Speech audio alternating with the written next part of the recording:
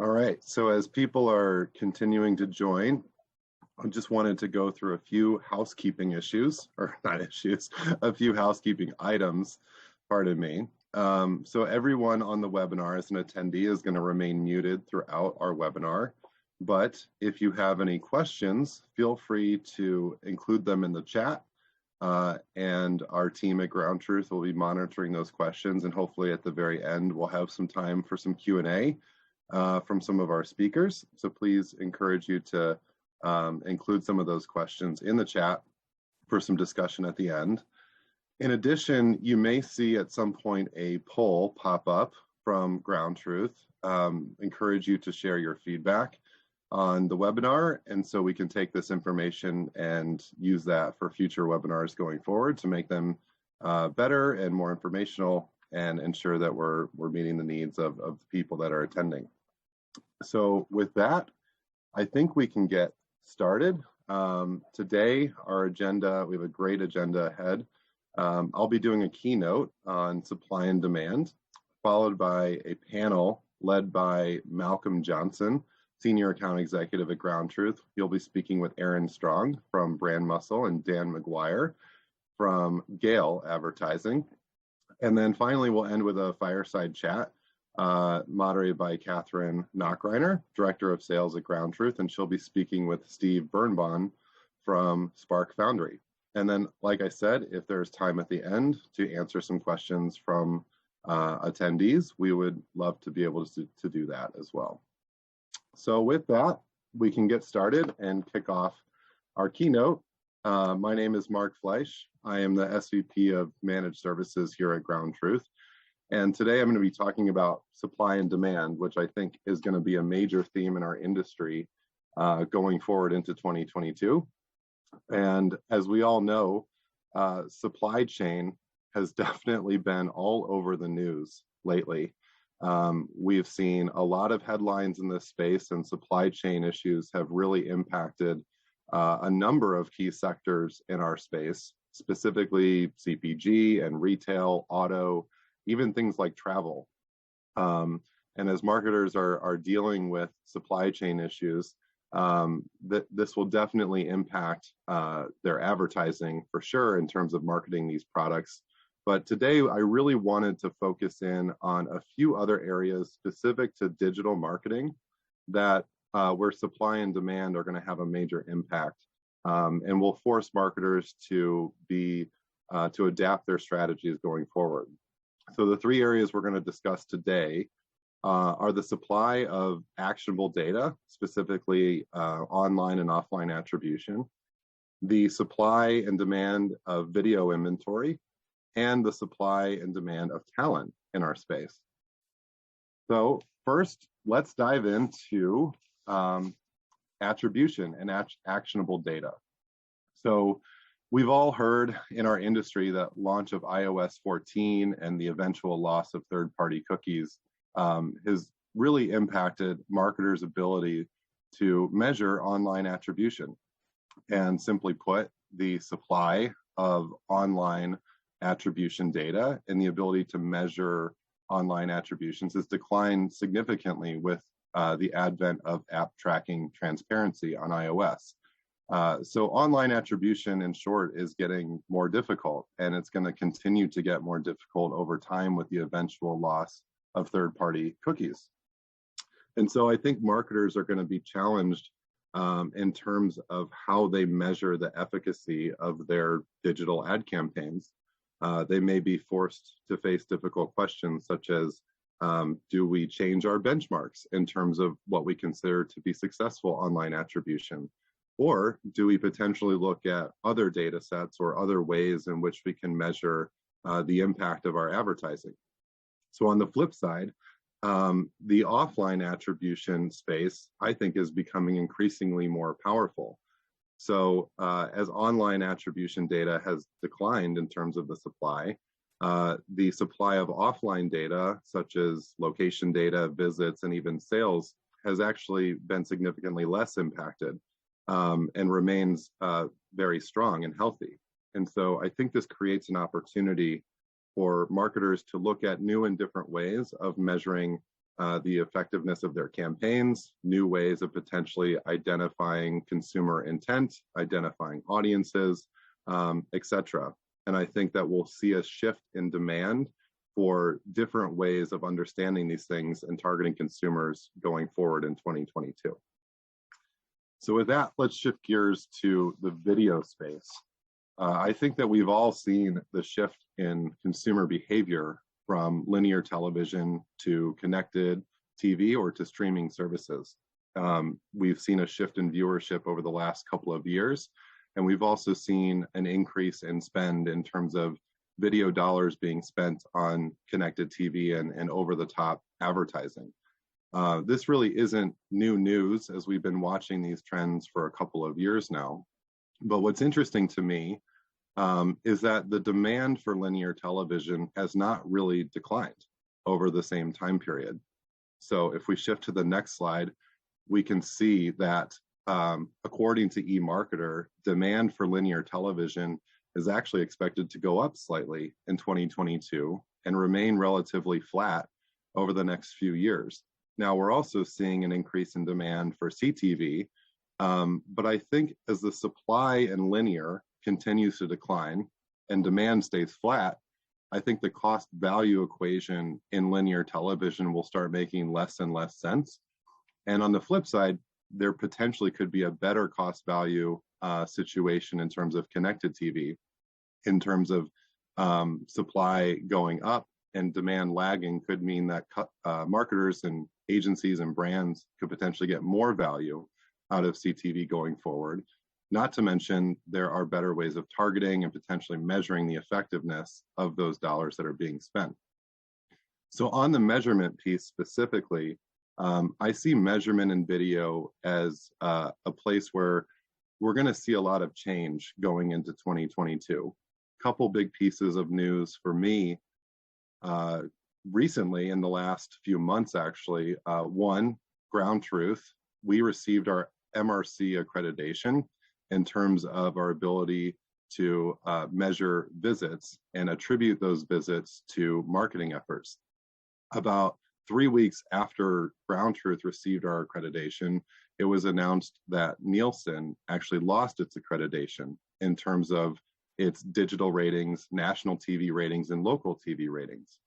So we're already seeing a lot of disruption in terms of the way in which video is measured, and the gold standard for how we measure video in terms of linear TV and CTV is changing.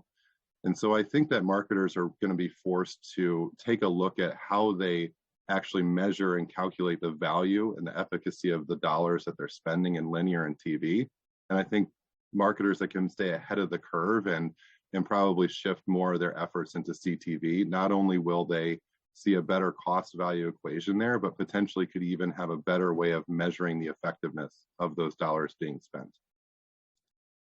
And finally, the last piece I want to touch on is the premium on talent and service.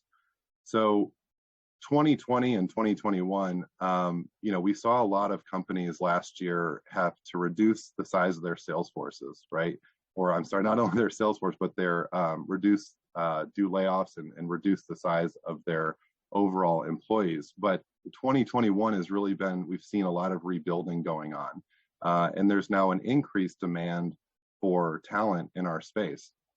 In addition to that, employees are working in different ways, and we're wanting more flexibility and better benefits and things like that. And so I think that there's going to really be a premium on talent going forward, and with that, there's going to be a premium on service as well. Brands and agencies, I think, are going to really lean into more strategic partners that can provide value across the entire campaign lifecycle, everything from planning to activation, all the way to measurement. And service is going to be a really important factor in terms of how brands and agencies select the partners they want to work with. And ultimately, partners that can provide really great service in addition to great performance will be rewarded going forward. So in summary, really the things that I'm paying attention to as we get into 2022 are the the supply and demand equation in these three areas. So in the online attribution or in the attribution world in general, the decrease in online attribution data is going to force marketers to look at the ways in which they measure the effectiveness of their campaigns and of their advertising. In the video space, as we see less supply of linear coupled with lagging demand in CTV, I think this creates an opportunity for marketers to get ahead of the curve and potentially get even more value out of the video dollars that they're spending. And finally, I think we're going to see an increased demand for talent, and that's going to put a renewed emphasis on service and partners that can provide great service throughout the buy cycle going forward. So thank you for listening. And with that, I'm going to kick it over to Malcolm Johnson, who's going to start our first panel. Thanks, Mark. Great presentation. I think our panelists will actually have a lot of interesting things to say about some of the topics you covered, so should feed in nicely. I think we're just waiting on them to be promoted currently, so I'll go ahead and introduce myself. My name is Malcolm Johnson. I usually go by Mac as a shortened nickname. Been at Ground Truth for 4 years now as a senior account executive on our platform side, working with strategic partnerships, one of which is actually our partnership with Brand Muscle. So very excited to have Aaron Strong here from Brand Muscle and Dan McGuire from Gale joining. Aaron and Dan, if you don't mind giving a little intro of yourselves, your teams, your companies, and maybe just go a little bit into the space you're in for context for the audience, and then we can dive into further questions. So Aaron, do you want to kick us off? Sure. I'm Erin Strong. I work for Brand Muscle, and we are a local channel marketing partner for Fortune 500s as well as boutique brands. We have about 300 clients, and we're serving about 10,000 locations in some cases, down to 300 locations per client. So as you can imagine, it's really hard to scale campaigns for local. I have a background of about 15 years in marketing. And Dan? I think you're on mute, Dan.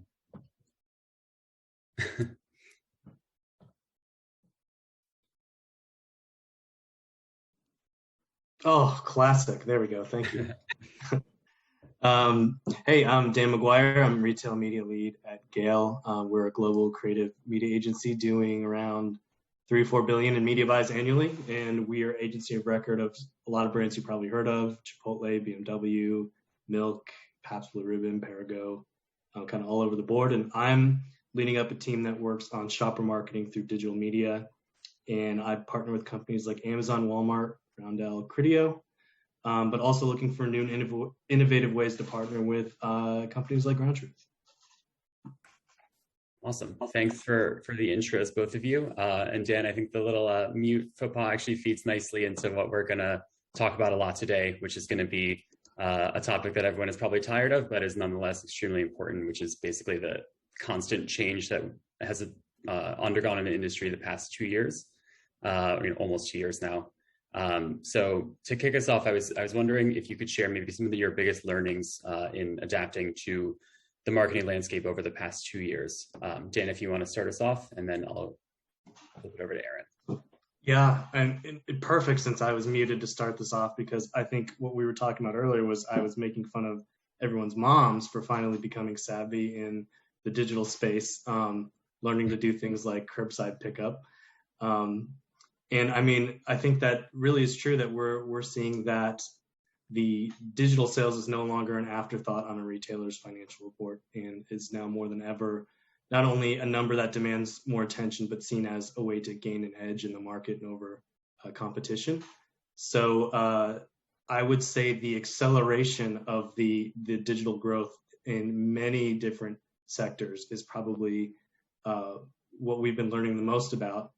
And the reason that we're learning is because we're seeing that the opportunities for purchases are greater than ever and more individualized than ever.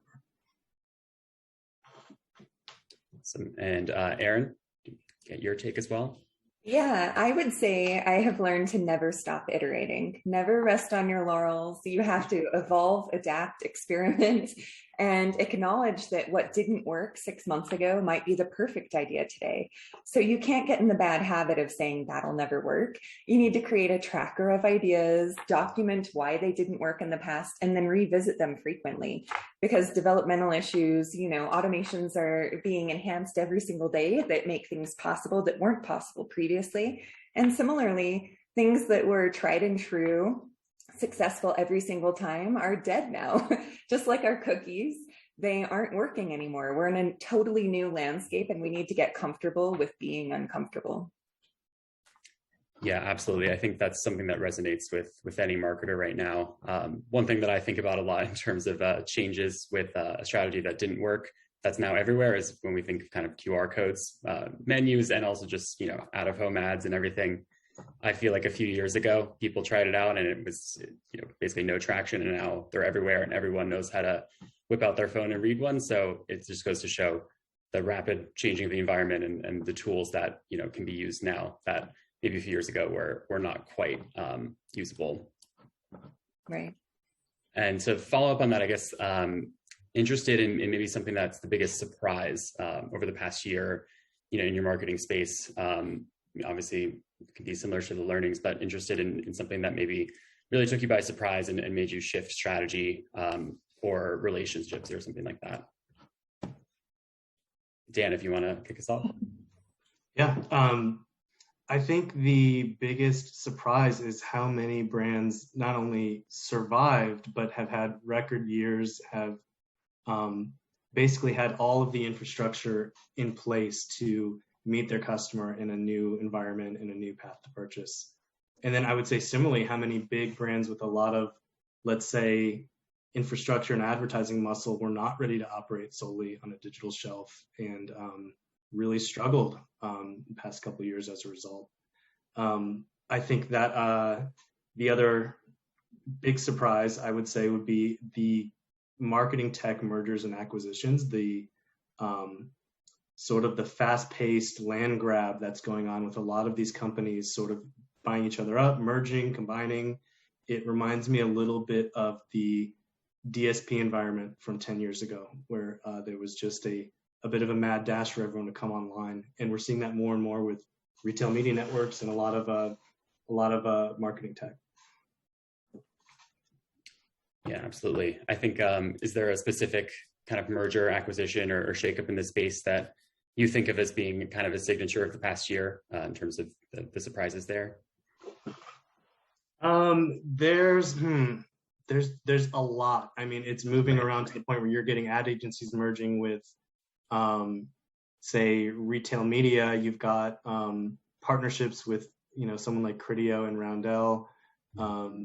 And then you've got like PackView getting in with Roundel. And there's just a lot of movement over who's a preferred partner and sort of who's an available partner. And I feel like the dust has not settled, or is not even near settling yet. Yeah, and I agree. And I feel like there's a shift in priorities, and people aren't just going to the biggest, most popular agency anymore. We saw recently in the news that Coca-Cola was lost by Publicis and they're going with WPP. Things like that are going to keep happening, and the underdogs are getting a chance to sing today because there is just a new market and new opportunity to realize. Right. And then meanwhile, an agency like Publicis has signed on with Walmart as an agency and has purchased CitrusAd, which is a tech platform in the space. So there's just a lot of this sort of intermingling and shifting, and things are going in different directions. So we're just trying to keep up with the news at this stage. Every day a new press release. Yeah. Yeah, and absolutely. Whenever I get my subscription emails from like Ad Exchange or Digiday or other kind of publications in this space, it's always something new every week that is completely shaking up the space. So I think that's a great point. Erin, did you have a separate point that you wanted to raise as far as the surprises of the past year? Yeah, definitely. For me, I think a lot of supply chain issues have been hampering my lead generation campaigns, and they've really had an impact on your ability to sell something, right? If you don't have product, what are you doing with your marketing budget? And a lot of clients have felt like they can just cut it off and let it stagnate for a year, maybe let some of their competitors grab their market share.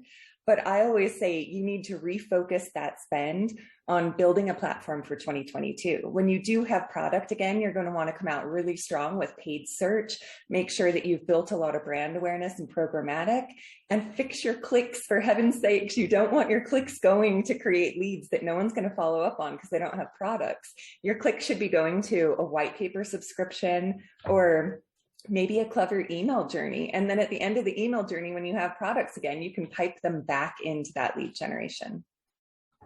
Yeah, absolutely. I think, again, everyone in this space can relate to the havoc that the supply chain has wreaked on the system over the past, especially few months. I think specifically, at Ground Truth, we work heavily in the auto space, which has been heavily impacted with the microchip shortage, especially over the summer and into the fall. Something that we saw a lot was, switching of strategies with dealers advertising towards car buybacks more heavily than they do towards car sales. So it's just an interesting kind of shift in the landscape, and I think something that across every single vertical has a unique reaction to the supply chain. Yeah, I would add to that, pay close attention to your customer's decision tree. We've seen a lot of cases where we do have a supply issue on, let's say, the most popular SKU, but we've noticed that a lot of customers are willing to trade up or down to a different pack size or a similar flavor or a different type item. And you might be missing out on opportunities to convert or keep customers just based on tracking your ads to a specific product. Yeah, absolutely. I feel like it ties back into, Aaron, your initial point about keep iterating. Every strategy that you've had in your back pocket across all of your clients' SKUs or locations or different parts of their businesses, you have to kind of pull out of your pocket to present something that can address the current landscape. Absolutely. And if you don't have a redhead on your team, you need to go get like 2 or 3 to stir the pot. At Brand Muscle, we have 3 or 4 of us who are really good at stirring that pot and keeping ideas moving forward, because you need to be a partner with technical engineering and get through those hurdles. So many people see a red sign and they stop and they never think about how to get through it. Absolutely. I think thinking outside of the box, taking time to have brainstorming sessions where you maybe would have had other types of meetings has been critical over the past year. Okay, so moving on. So Dan, this one's specifically to you, since Aaron had answered a similar version of this in her last webinar, which you can all find on our YouTube channel. Curious about going into 2022 as you plan and put together your media plans. How have your clients' needs changed? So the things that are must-haves for campaigns to even run. Yeah, I would say that the focus on digital sales as a percentage of total revenue, a lot of companies are have either been there or are finding themselves there, and they're just saying, how can we expand on the digital shelf? Where can we get in front of more people? And then also seeing that what was traditionally sort of a siloed marketing structure is now starting to blur together. We're seeing combinations of shopper marketing budgets, paid search budgets, brand marketing budgets, kind of all merging into one. Even what you would call traditionally trade dollars for a brick and mortar retailer merging into what would traditionally go to something like an Amazon. And I think the reason that that's happening is a lot of the traditionally brick and mortar retailers have finally found a way to make all that loyalty card first party data profitable and ahead of the curve, and not simply catching up to the traditional e-com giants like Amazon. So it's become more of a fractured, more of a precise, more of a targeted digital environment. And I think that our clients are really starting to ask, how can we make sure that we're present in not just the giants, but also in a lot of these new and unique and probably relevant ways. Yeah, that's really interesting. I think, if you look at a company like Shopify this past year, the immense growth that they've had, due to increased e-commerce and like you mentioned, clients kind of having their Amazon dollars, but then wanting to go DTC as well. It points to an interesting shift in the landscape that, again, creates a lot of problems for marketers to solve and a lot of fracturing. Aaron, so when we look forward to next year, this one specifically for you, I'm curious about kind of the tools or strategies or partnerships that you're most excited for either for your clients or just in the space in general? Yeah, I think my clients and I are all excited about micro-influencer campaigns. They are a lot of heavy lifting, and it is not for the faint of heart. And it's very expensive in terms of hours and just straight costs too. So you really have to go into it knowing that even your test is very expensive, and it requires a dedicated uphill battle of training people and getting everything ready. But once you have that set, you can engage with your local famous people like the mayor or the prom king or the lady who sells jam on the corner and everyone follows her on Facebook to know when the fresh jam is out. Those are the people who actually have a huge impact in the local markets. And if you can tap into them through social media as micro-influencers, it is very powerful. And we've seen amazing things. I've done tests with M&Ms and Coca-Cola, to name a few, that really knocked my socks off. The UGC that you capture is amazing, and you own it. You can recycle it. I think more generally, though, because that is kind of niche and expensive, strategy is just a huge thing that people are excited about. That sounds dumb, but a renewed focus on dedicated strategy, dedicated marketing strategist, having someone really focused in on doing your SWOT analysis, on keeping a client strategy tracker and knowing what programs couldn't be done last quarter and why they couldn't be done and if they can be done today, knowing if your competitors are starting to push in on you on paid search, knowing if your competitors are testing TikTok, even if they are insurance. And does that mean you should get on TikTok, or are they being stupid with their dollars? And just knowing and analyzing those things very proactively, we're seeing a lot of hunger for that.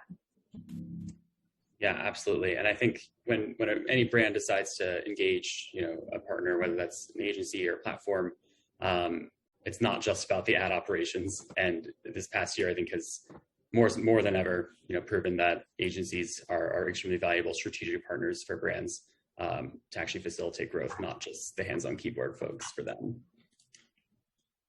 Awesome. So Dan, kind of similarly, I'm interested in kind of the key trends that you are expecting in 2022. So again, either for your clients or just kind of in the media space generally, you could talk about maybe some of the products or tools, strategies, platforms that you expect to see trending over the next year.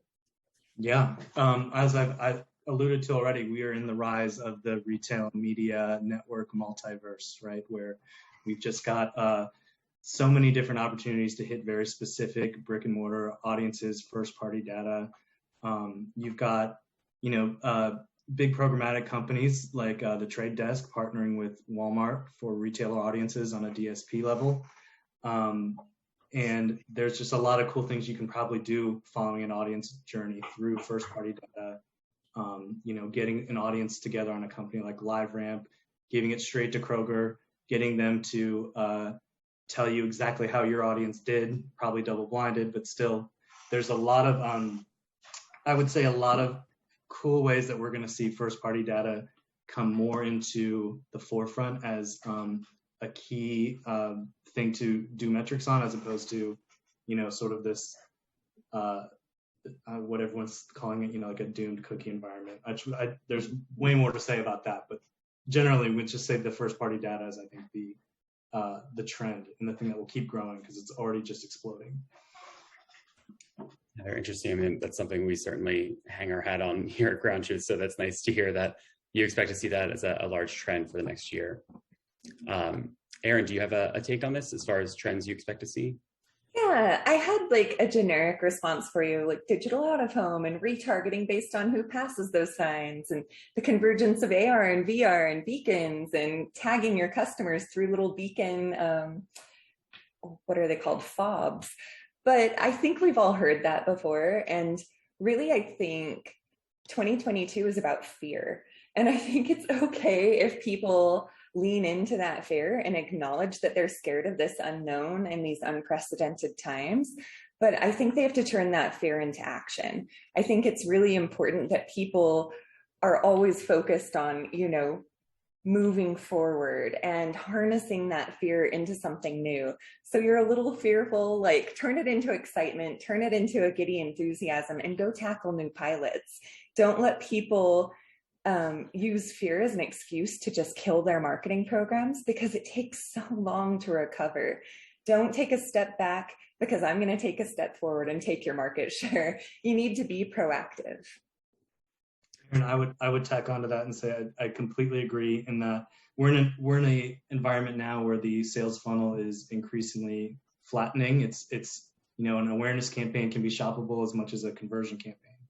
And so I think that it's important to, even if the product's not there, to have that sort of always on campaign behind it, because you don't know when the opportunities are going to arise, and it's great to be ready to reach those customers when they're ready and you're ready.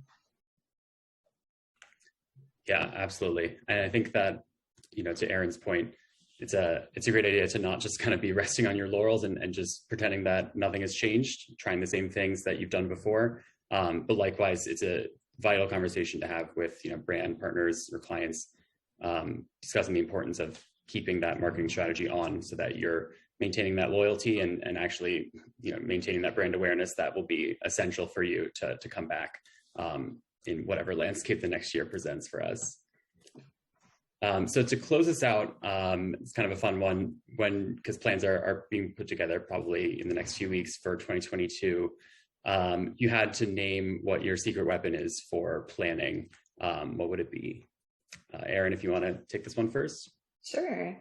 I would always say it's my team of SMEs.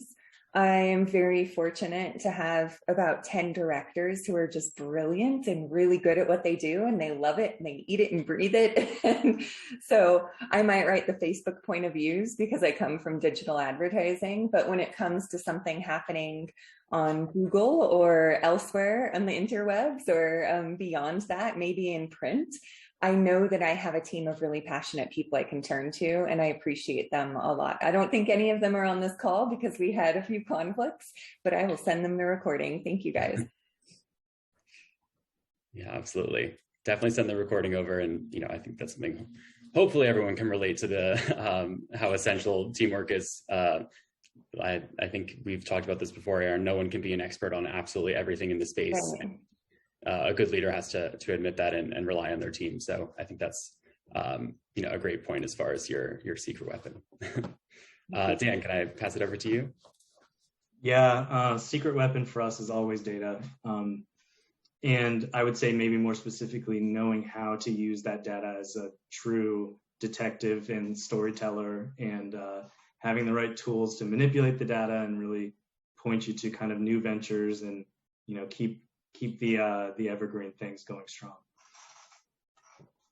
Yeah, absolutely. I mean, as marketers in the digital space, data is absolutely everything.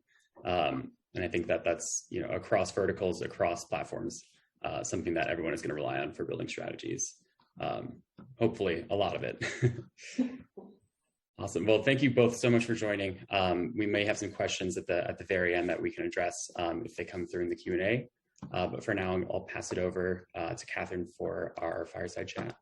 Okay, thank you. Hi there. Can everybody hear me? I hope so. I can. Oh, good. Oh, that's all that matters. Right? It's Steve. So hi, everybody. I'm Catherine Knockreiner. I am the director out west at Ground Truth. And with me today is my guest and friend, Steve Birnbaum. He's the EVP Managing Director at Spark Foundry, part of the Publicis family. And Steve, if you want to maybe just say hello and everything, I'll go into what you work on a little bit more. But Steve and I worked in Chicago at the same company at one point in our life at Condé Nast. And we are not only former colleagues and cross-pollinated at the publisher side, we've done business in the past as well. Yeah, thanks, Catherine. As Catherine mentioned, we both got pretty cold in Chicago and made our way out west for some sunnier pastures, but great to be here and connect with all the folks on the line. As Catherine mentioned, we go way back from sitting next to each other on our Condé Nast days to now working on other sides of the desk as I'm back boomerang on the agency side of the world. Absolutely. So as Stephen mentioned, he's come back to the agency side and he works on several big accounts for the Publicis family.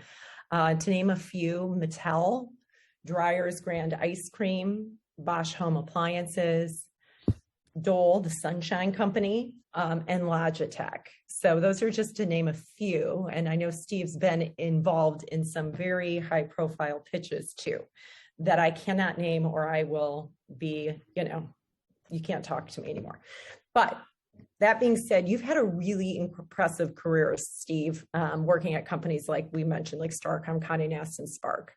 How have you seen the role of agency change throughout your career? Good question. It's interesting because I think other people have seen it change much more gradually, probably. We have a lot of agency folks who have been at the agency their whole career.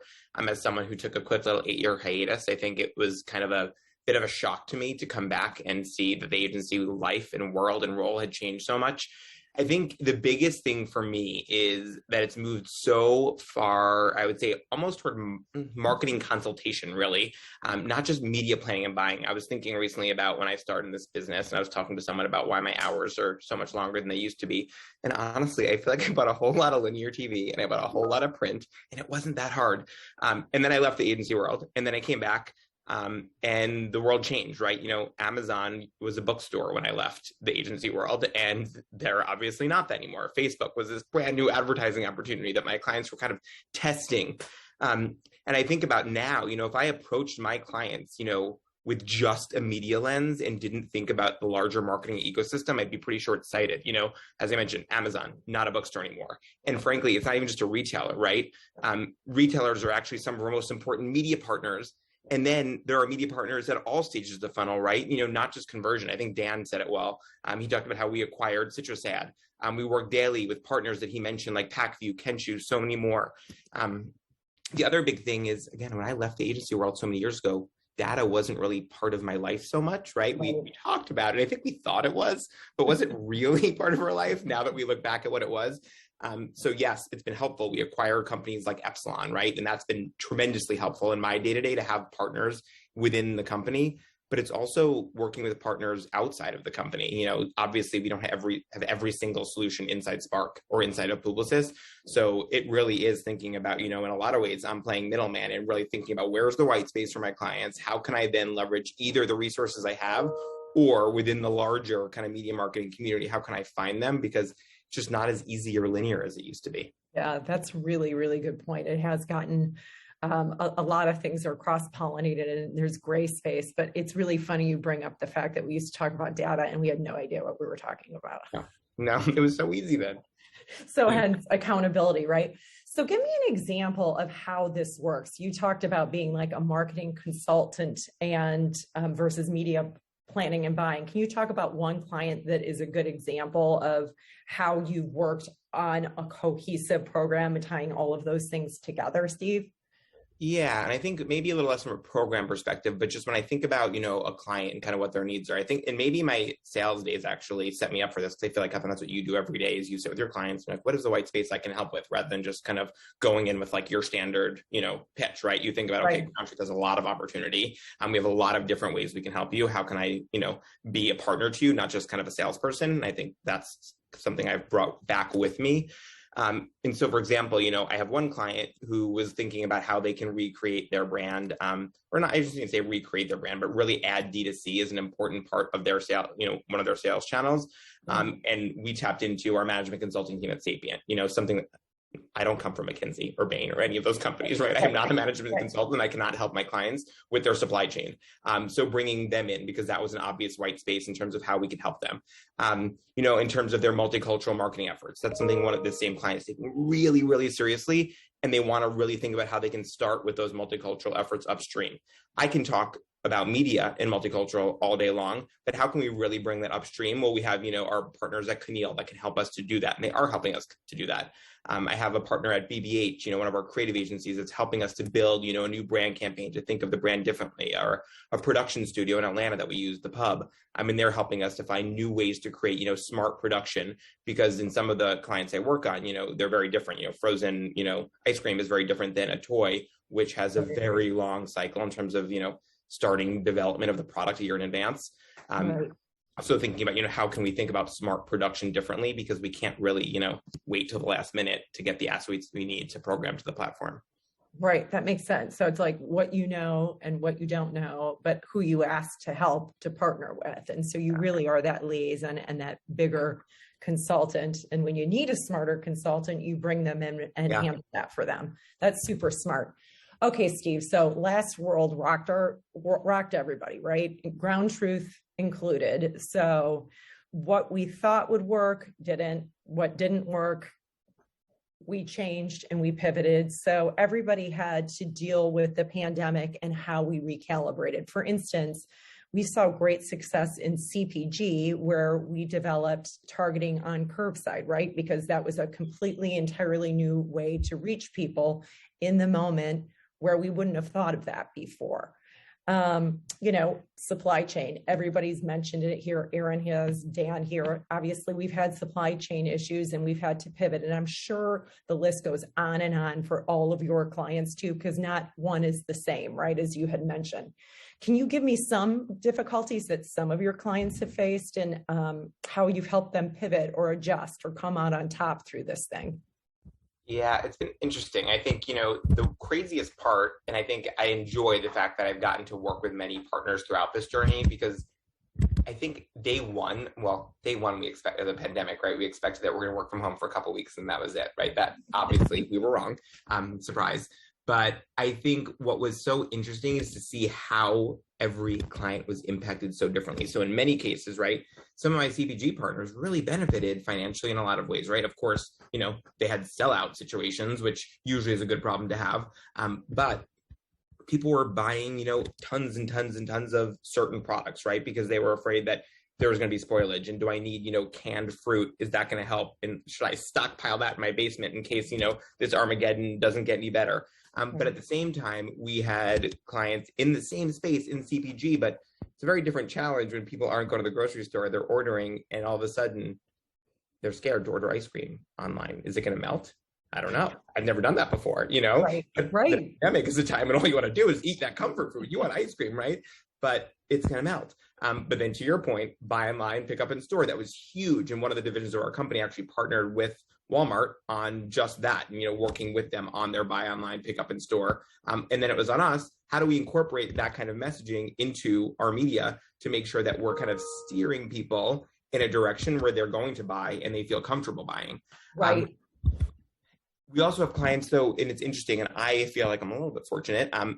These aren't necessarily the accounts I work as closely with at the company, but, we have a lot of travel clients, right? We have clients like, airlines and hotels that were really, really suffering. So on one hand, now we have this objective of how are we going to sustain this tremendous growth, right? How many companies are going to say, you did great last year, congratulations, let's lower your revenue projections by 15% to go back to pre-pandemic days? No. So how do we kind of maintain some of that momentum for those, or all the momentum, frankly, for those clients? Right. While working on recovery for the others. But I think what's also interesting is we talk a lot about the pandemic and we talk a lot about how that impacted media. I don't think it was just the pandemic, or I know it wasn't just the pandemic, because since, we started living in a different way, I think one thing that's honestly equally impacted my day-to-day and impacted my media, impacted me personally, is the world kind of got woke, right? We had a lot of things going on in the world. We had horrible tragedies like George Floyd. We had a political climate in my lifetime has never existed. And I think it's more important than ever that it's not just about driving sales, right? It's about being culturally fluent and really walking that walk. It's easy to talk about it. It's a lot harder to walk the walk. So, one thing, and certainly not the end all be all, is that, we've launched a coalition, it's kind of a consortium of agencies, clients, partners that are taking a stand and forcing change in the marketplace. But how do we say that, but then continue to act on it? How do we make sure that we're holding not only our clients accountable, but ourselves accountable? We're literally spending $1 out of every $3 in the media marketplace. So I look at that as, a heavy responsibility to make sure that we're spending those dollars in the right ways, not just in terms of what's going to have the highest ROAS or CTR or some other media metric, but actual human metrics as well. That's amazing. And I love that there's an accountability to it. Because as you and I have talked about ad nauseum, not in this forum, this has been a great time of awakening, not only for, the personal, but globally for these corporations. And it's actually inspiring. And we hope that this trend continues well into 2022. So that's really good to hear that Publicis is doing all of that work and putting accountability and metrics behind the success and actionable steps to continue it on. Okay, so despite the dark clouds around 2020, right? Those are the silver linings. Some being the personal, as you mentioned, some being this woke culture, but there's also been some speed ups like in innovation and customer-centric solutions and the renaissance of like hobby culture and everybody talking about it. Do you remember the whole like sourdough baked bread thing? Obsessive, right? Everybody Sourdough bread like, and tie-dye sweatshirts. Right, but it was sort of like a much needed relief, right? We needed, as culturally at that time, being on Zoom and on our phones all the time, we needed something that was like a little bit of levity with it, right? So the hobby culture, what do you think some of those best silver linings besides the sourdough bread were, and how did they shape the past year? I mean, sourdough bread was a good silver lining, but there are others. I think, we talked about one of them for sure, right? We talked about just companies moving toward accountability, but I think, as you mentioned with the hobby culture, we hear so much right now about the Great Resignation, right? It's very, very real, and I'm seeing it every single day, just in terms of attracting talent in a different world that we live in. So currently, every single company, it's every restaurant, it's fast food places talking about how they are going to close their drive-throughs. I heard on NPR the other day because they can't, get people to work the drive-throughs. It's when we're going out to eat and we don't get our food, because again, there's no servers. It's agencies, it's clients, it's sales organizations. So I think, you're sitting here saying Steve's not talking about a silver lining right now. He's talking about a really challenging thing. Yes, Steve, we're very well aware. Right. So we're all struggling with it. But I actually think, and I really genuinely believe this, I'm not just being an optimist here, I actually think it'll benefit us in the end because, I think what it's forcing us to regain balance. It's forcing us, I think everyone is yearning for something different. And we as companies are either going to sink if we don't adapt, or we're going to adapt, right? And we're going to meet our employees where they need to be met. We're going to think about how we can change our culture, how we can meet, the demands that they're charging at us, they're asking us for, because we all know, right? At the end of the day, like we are nothing without our people. Last week, 2 weeks ago, we had our Employee Appreciation Week, and it seemed like a silly little cute thing, but it meant so much. And we had our employees on panels talking about what we've done right, but also what have we done wrong? How can we be better? Yeah. And if we keep listening to our people, I don't think the Great Resignation will continue, right? I think people will actually come back and find that combination of, the gig economy meets, what we're so used to and having long-term retained talent. That's great. That's absolutely. So I think there's another thing that we were talking about earlier, just personally, is like outside of work. It's like this holistic view of your employee has more of a life. And we've talked about it at Ground Truth. Our CEO, Steve McCarthy's like, I understand you're a whole person. I understand you do something when you get off your laptop. You have a family issue. You have crisis. So it's like, in terms of what works for their family, not just commuting. I mean, we've talked a little bit about that too, right? So it's like meeting people, maybe not in a zip code that historically that you would have hired from, right? So I do think it's opened our eyes that people have a lot more complexity, and it is really kind of shifted from maybe employer-centric to a little bit more employee. So to your point, I don't think it's necessarily a terrible thing. Yeah, right? And it's exciting. I think, you used to be at such a disadvantage if you didn't live, or, in many industries, if you didn't live in New York, Chicago, LA, San Francisco. And now all of a sudden it's like, oh, you can live somewhere that works for you. You can maybe live somewhere that works for your family, for your, like the word we used earlier, for your hobbies. Are you a skier that wants to live in Colorado? Well, okay, great. You can still work for a company that's headquartered in LA or New York and make that work. And I think that's huge. And it will lead to, retention, it'll lead to balance, and just like financial. It's really hard to live in Manhattan financially for the whole world, right? So the fact that you can have, a New York job from wherever you are is pretty cool. That is pretty cool. And so, on that note, so we're seeing that trend, and we're seeing this opening of mindset of what it needs to be part of a team or to be part of a corporation, right? It's not this standard definition anymore. So that is something we've seen in 2021. So going on that, what are some of the other key trends that you think we'll continue to see in 2022, whether it's even media or brand? What are some of the things that you think we're going to see coming in the upcoming year? I think for one, I'll beat the dead horse a little bit and I'll say it again, but I think accountability in how and where we spend our media. Again, I'm spending a lot of money on behalf of really big partners every single day. And I think that when we think about that, you're in this industry for a long time and you talk about spending millions upon millions of dollars and you kind of become a little numb to that sometimes. It's just easy. I remember when I first started and like my first job, I looked at the spreadsheet. I was 21 years old and I was like, holy crap.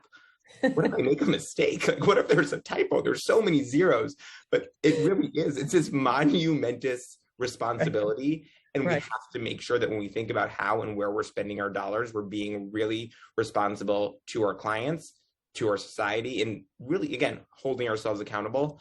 I think another trend is, I don't even know if I want to call it a trend, but something that I'm thinking a lot more about, in 2022, just as I think about different clients and what their challenges have been.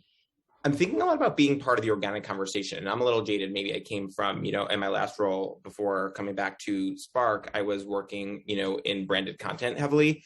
But I do think as we're talking about data obsessively and as we're talking about cookie deprecation, which, I think Aaron mentioned earlier, or everyone probably mentioned earlier, what's going to happen? Now, we have a lot of solutions. That's the great news. But I think it's also a great time to remind ourselves that data is not the only thing that, drives our businesses. I think being part of the organic conversation and borrowing equity of trusted partners and being where our consumers are and showing up in different ways, it's a good time to kind of reset and think about how we get to do that, how we get to not just, talk at people as advertisers, but again, like engage in the conversation versus just, that one-to-many, us as the advertiser, putting our spot on linear TV and talking to the world as advertisers. So I think that's interesting. And then again, I think the last thing is, getting our story right from, we've really got a lot of work to do with cookie deprecation. So I think, there's both sides of it. It's how are we going to think about other things besides just relying on data all day, every day, but that is important. And as we think about that, who are the partners that are going to help us most to get to where we need to be, to continue to be as smart and as targeted as we've been for so many years now. We've gotten spoiled. Yeah, it's so true. And I think, Ground Truth was at the forefront of this. Just to plug us, we own and have all of our data. So we're not that affected by it, knock on wood. But yes, you're right. It's a really important thing to be focusing on in 2022 and really asking that transparency on behalf of your advertisers, where this information is coming from, because the power, as we've said, has shifted to the consumer as it has to the employee versus the employer. And I think that is always a good thing. That is a silver lining to see that trajectory. I could not be more thrilled to have this chat with you, Steve. Thank you so much for joining us today. And I think I'm handing this over to Ground Truth for some Q&A at the very end. We have 5 minutes to do that. But again, thank you so much for representing Spark Foundry with us today. This was fun. It was fun. Thank you. Awesome. Thanks, Catherine. I'll end it off with just a little bit of the Q&A. We only got a few questions submitted. So if anyone has any for the next 5 minutes, please go ahead and type it into the Q&A function in the bottom right of Zoom. If not, we just have 2 questions from Brian Shepard that Dan and Aaron graciously typed their answers to. So I'll just read it aloud so that everyone can hear it and the folks in the recording can. So the first question was about the speaker's takes on mobile content viewing. It's basically about seeing, Brian Shepard, who submitted this, said he was seeing more and more articles about consumers viewing premium content on their mobile phones and wondering if there's a different ad play for the mobile phone where the device is more active and personal versus CTV, which is obviously a shared device on the wall, not in your pocket all day long, where the viewing experience is more passive. To which Dan responded, depending on the product and market, there's absolutely different goals associated. Something that we definitely see internally at Ground Truth, having introduced CTV as well. Not only the state of viewing, as you alluded to, but things like geolocation, clicks/purchases, focus on conversions versus awareness, frequency goals. Mapping your customer journey is always a great place to start when you think about how CTV can be useful for something like buying a BMW versus getting $1 off at Chipotle. So just to underscore that last point from Dan, I think especially when you look at the difference in CPM, when you're trying to get a 15 or 30-second spot in front of someone, you're really trying to get a higher impact. Obviously, when you have a higher order value for your product, like a BMW versus a meal at Chipotle, it's a little bit easier to cake that in. But same with QSR as well. It's just about basically counting the impact of CTV and weighing that against the impact of a banner ad on your mobile phone. Both are great, but something like a 320 by 50 kind of bottom slider banner on an app like WeatherBug is a pretty quick and pretty quick experience for the user versus a 15 or 30-second CTV ad on their huge 55-inch TV is going to drive a much different type of impact.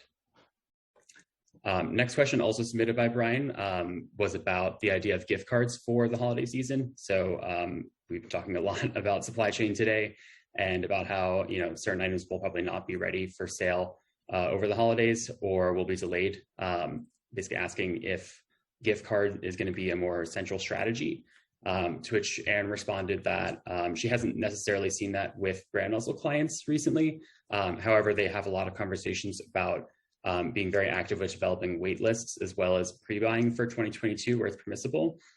So I think that hits on a similar concept of just that we've been talking about a lot today, but with Erin's point about iteration, of just being prepared for all eventualities when it comes to actual conversions on your products. Things are not going to be available. Marketing is still important. You have to adjust for the times. Gift cards could definitely be one way for brands, and I imagine a lot of brands are asking for their agency partners to put together proposals for things like delayed buying gift cards or pay as you go, something that would maybe involve the item getting there later than the holidays. Mac, I actually have a question for some of our panelists, and if Steve's willing to chime in on conversion specifically. So I talked in my keynote about obviously the impact of cookies and iOS 14 in terms of just measuring online attributions. I'm curious how are you guys adapting the ways in which you measure conversions online and through your digital media? How are you responding to that? And was I right? And assuming that you're either changing your benchmarks or looking at other data sets. No, you're absolutely right. I'm sorry, I can't turn my video on, so I don't want to be rude. I am looking you in the eye, though. It's been interesting. Oh, I can now. It's been interesting. I think the biggest thing for us has probably honestly been our partnership since we acquired Epsilon. Attribution, we still very much use third parties outside of our group, of course, but really working with Epsilon on their core ID, which again kind of goes back to thinking outside of how we're thinking about cookies. And really, again, I think we talked earlier about how there's no such thing as a funnel anymore and it's a loop. So attribution isn't as obvious as it used to be. I mean, when Amazon first came out, their attribution pixel was like, woohoo, I'm going to know exactly, I can follow this. That's great, but I can't follow that journey so seamlessly. So it's how do we think about something like a core ID that can help us actually follow these consumers in, compliant ways to see what's going on and how we're converting. How are you looking at offline data as a source of or a signal of intent? Asking for a friend who works for a location company. Yeah, no, that's a good question. I think the slower way, but often the way what I really enjoy is for a lot of my clients, we do work with third parties like, the Nielsen's and Fractals and companies who leverage, different models. We also have a model that we work with called POEM, and all that really stands for is paid, owned, and earned. And what that does is it helps us to really think about how the entire ecosystem works together, because what I find and what I struggle with sometimes, an MMM, I think, has the opportunity to do more, but I think the way it's embraced sometimes is very vertical, if you will. So, it forgets sometimes to think about how my offline is actually massively impacting everything else. So obviously, if I have massive out-of-home campaigns going on, that's going to impact my search.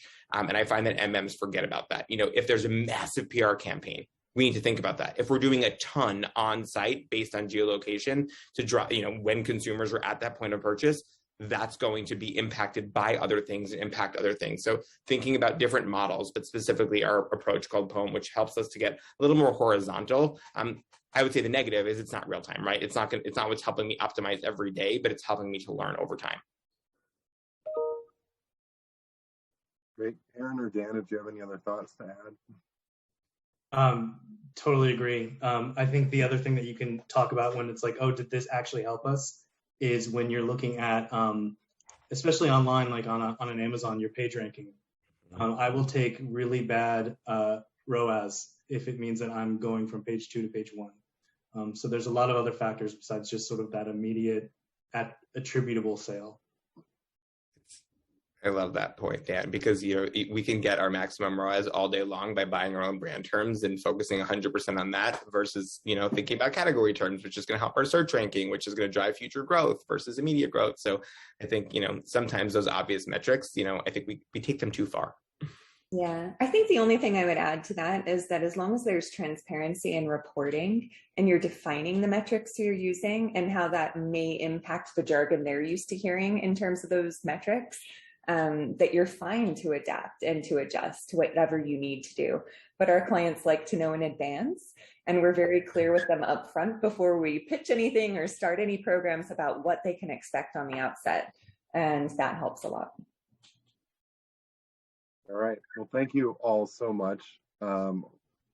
Just doing a quick check. It doesn't look like there were any other questions, and we're a couple minutes over. So I just wanted to say thank you to everyone for speaking today and for everyone who joined. Again, this recording will be available and we can share it in. One last plug to contact us at groundtruth.com, or you can email any one of us and get to us through adexpert@groundtruth.com, which will go to our marketing team and filter you to the right person to help you. So thank you all again.